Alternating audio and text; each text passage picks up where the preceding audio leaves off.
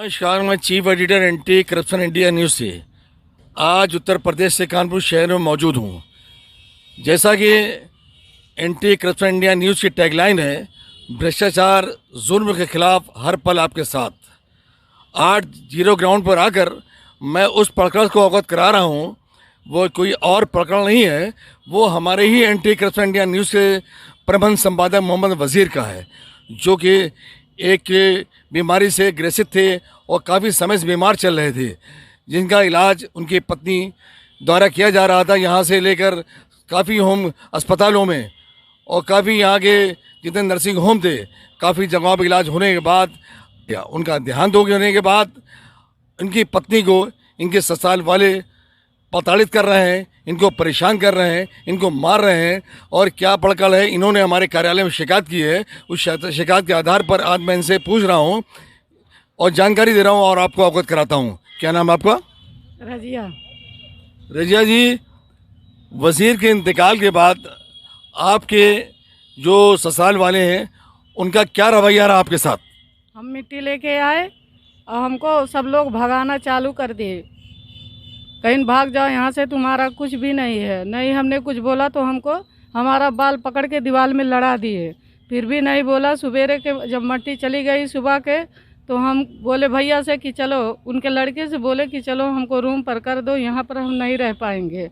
तो ला के आए, कर दिए। उसके बाद में जब हम सामान खाली करने लग गए कि भैया हमको अपना प्लाट है वहाँ पर कर दो, हमको सुकून मिलेगा, तो कहीं ले जाओ, वो ला के पिकअप। नहीं, मैं ये पूछना चाहता हूँ कि आप द्वारा जो उनका इलाज करवाया गया था, उनको क्या परेशानी, क्या बीमारी थी? परेशानी पता नहीं पहले से थी, मेरी शादी नहीं हुई थी जब ही से उनकी बहू उनको पता नहीं क्या करती थी। तो जब हमारे साथ में शादी किए तो कहीं हमको कोई डोज दे रहा, हमारे ताकत नहीं लग रही, लेकिन कोई बच्चे सुन ही नहीं रहे।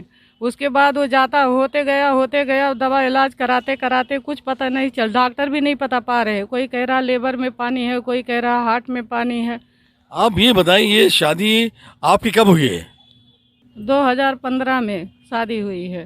2015 में आपकी शादी हुई है, ये आपकी सेकंड मैरिज है? हाँ, और जब से हम आए हैं तब से उनका इलाज करा रहे हैं। और इनके साथ एक और लेडी है, मैं उनसे पूछता हूँ, क्या नाम है आपका? आफरीन बेगम।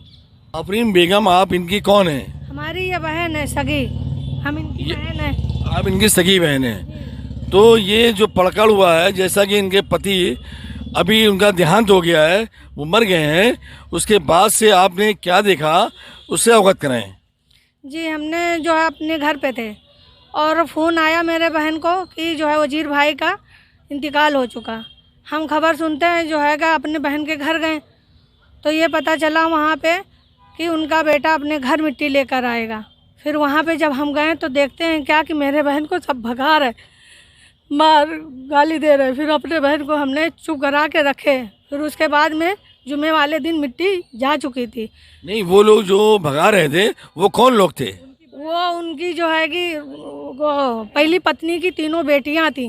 मोहम्मद वज़ीर साहब ने 2 शादियां कर रखी थी, जिससे उनकी पहली पत्नी, उनका देहांत होने के बाद दोबारा शादी इन्होंने दोबारा शादी इनसे की।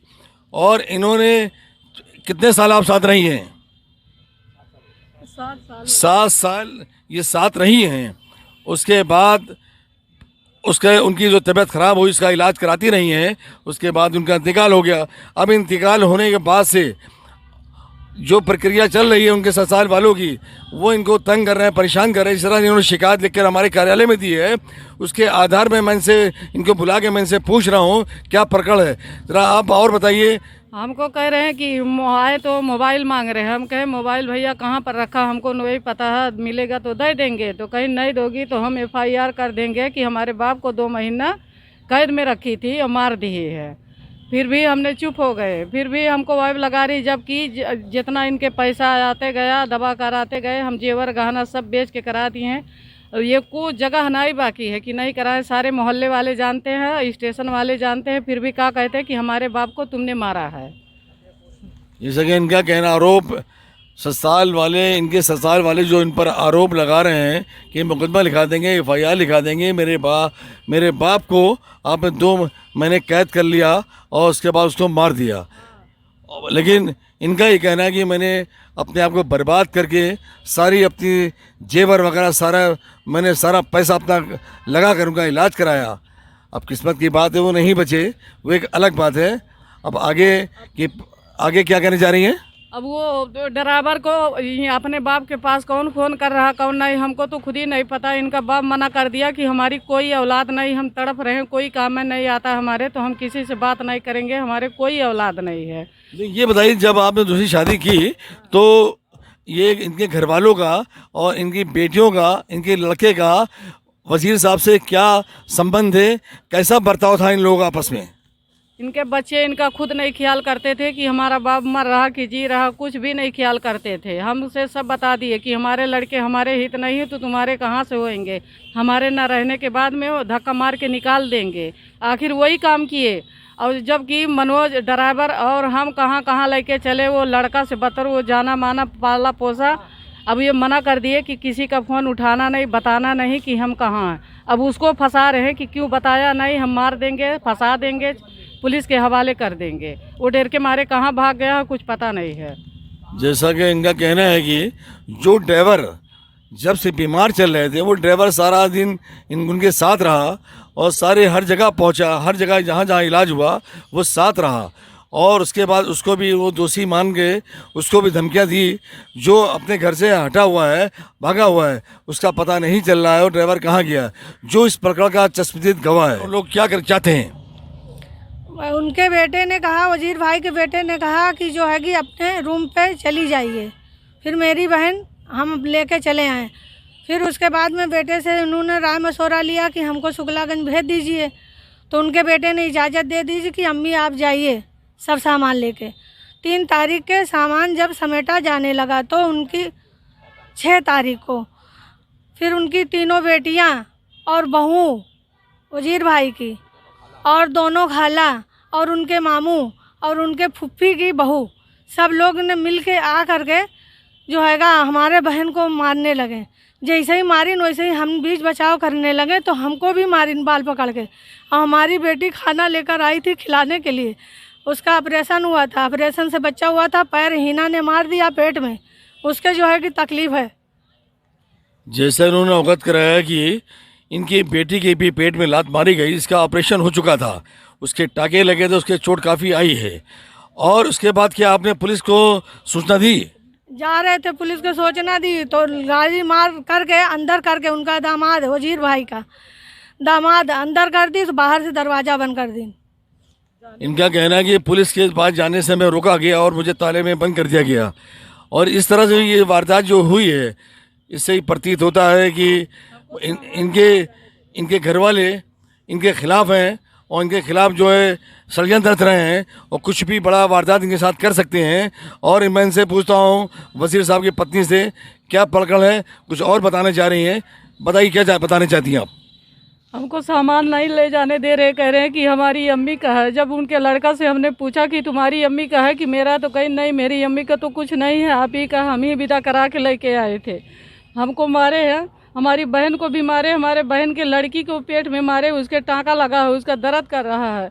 और फिर कह रहे हैं कि शुक्लागंज में जाओगी तो वहाँ पर मारेंगे, घुस के कहीं रास्ते में पाएंगे तब भी मारेंगे।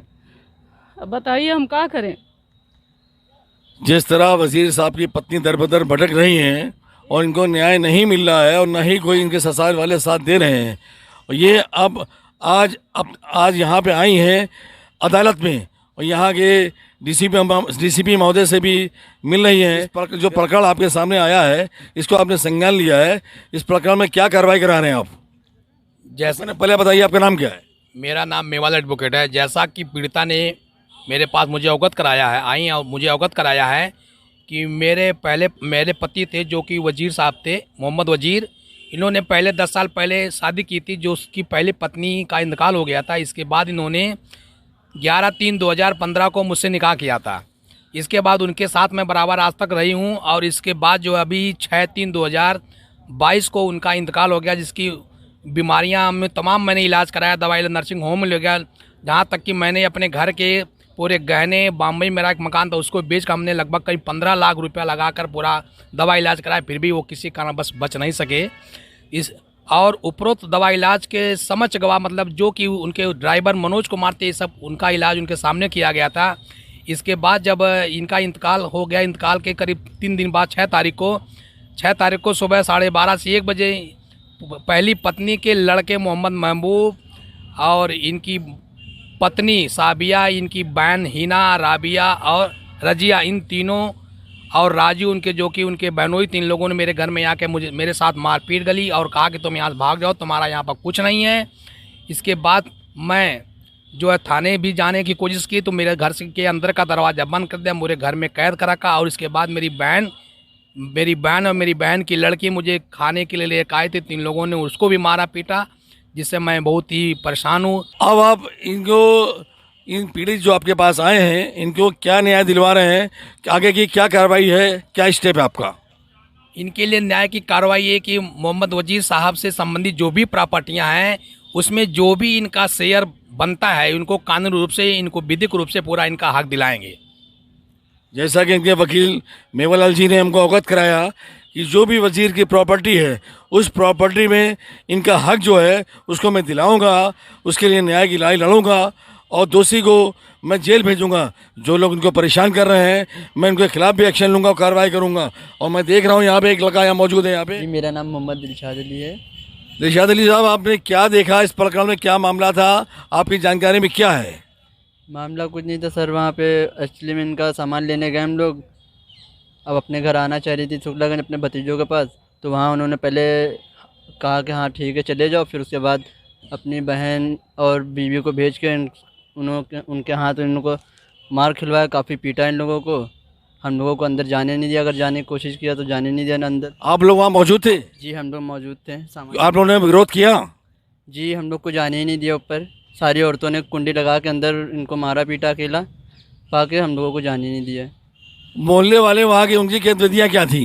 जी मोहल्ले वाले जब खड़े हुए उसी वजह से वो लोग दब गए, वरना बहुत ज़्यादा ही बात बढ़ चुकी थी, मारते पीटते थे। उन मोहल्ले वालों की वजह से जो वो लोग खामोश हो गए।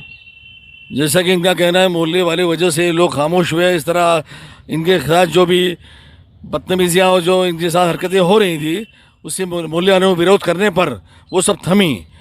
अब मैं और एक साहब है, मैं उनसे पूछता हूँ, वो जानकारी मुझे। क्या नाम है आपका? मेरा नाम मोहम्मद मिराज है। मिराज जी, आप इनके कौन है, वजीर साहब की मिसेस के? हम इनके भतीजे हैं।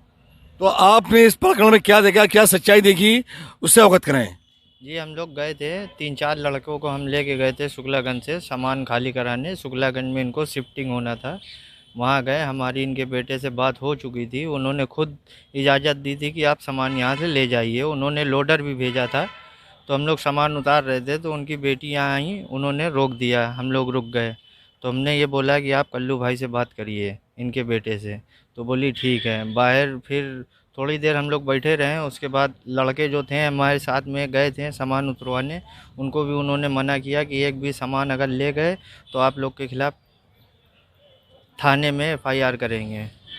उसके बाद 10 मिनट हम लोग खड़े रहे, फिर कल्लू आए, इनके लड़के कल्लू हैं, महबूब नाम है, महबूब उर्फ कल्लू नाम है। फिर उनसे वो आए, उन्होंने कहा बाहर यहाँ रोड पे कोई बात मत करो, चलिए ऊपर चलते हैं। फिर कल्लू साहब आपको फिर क्या आप लोग ऊपर गए? जी हम लोग ऊपर नहीं गए, लेडीज़ें सारी ऊपर गईं। और फिर थोड़ी देर के बाद लेडीज़ का मामला था, इस वजह से हम लोग नहीं गए ऊपर। और फिर बाद में थोड़ी देर के बाद 5 मिनट के बाद 8 मिनट के बाद कल्लू नीचे उतर के आए, तो वहाँ सब चिल्लम चाली हो रही थी। तो पूछा, हमने बोला, कल्लू भाई को रोका, हमने कहा ये क्या बात हो गई, आपसे बात हुई थी आपके बगैर इजाज़त के, हमने तो एक चम्मच नहीं उठाया, आपने कहा था ले जाइए, तो शिफ्ट करने के लिए सामान हम लोग आए थे लेने। तो बोले अच्छा हम 10 मिनट में आ रहे हैं। वो चले गए। उसके बाद दोबारा वो आए? उसके बाद हाथापाई होने लगी लेडीज़ों में, तो हम लोग भाग। कल्लू दोबारा आए कि नहीं है वजीर जी लड़के? वो झगड़ा होने के बाद आए, वो आए। फिर उसके बाद क्या हुआ? उसके बाद मारपीट होने लगी, मारपीट के बाद वो आए, उनको फ़ोन किया गया, वो उनका ये इनके ड्राइवर ने फ़ोन किया कल्लू के पास, कल्लू स्टेशन जा चुके थे, फिर वापस वो आए स्टेशन से। जैसा कि उन्होंने बताया कि इनको कमरे में लॉक कर दिया गया, ऊपर आई झगड़ा किया गया, मारपीट भी गई, और वजीर साहब की मिसेस यहाँ मौजूद हैं। मैंने उनको देखा, काफ़ी चोटें थी, वो चेहरे पे चेहरे पे अपने हाथ रखे हुई थी। मैं इनसे पूछ रहा था कि क्या हुआ था, उन्होंने बताया कि इन्होंने मुझे घुसी लातों से मारा। और आप क्या चाहती हैं, आप क्या उसके आगे के लिए आपने क्या सोचा, उसको वो बताएं आप। हमको इंसाफ चाहिए। इनका कहना है मुझे इंसाफ चाहिए। इंसाफ में आप क्या चाहती हैं? हम इंसाफ में चाहते हैं कि हमको कोई तकलीफ ना दे, इनका पीटे ना, कोई तकलीफ ना दे हमको। इन लोग का कोई ठिकाना नहीं। बोली है कि शुक्लागंज में आके घुस के हम मारेंगे, कहीं रास्ता में पाएंगे तो मारेंगे।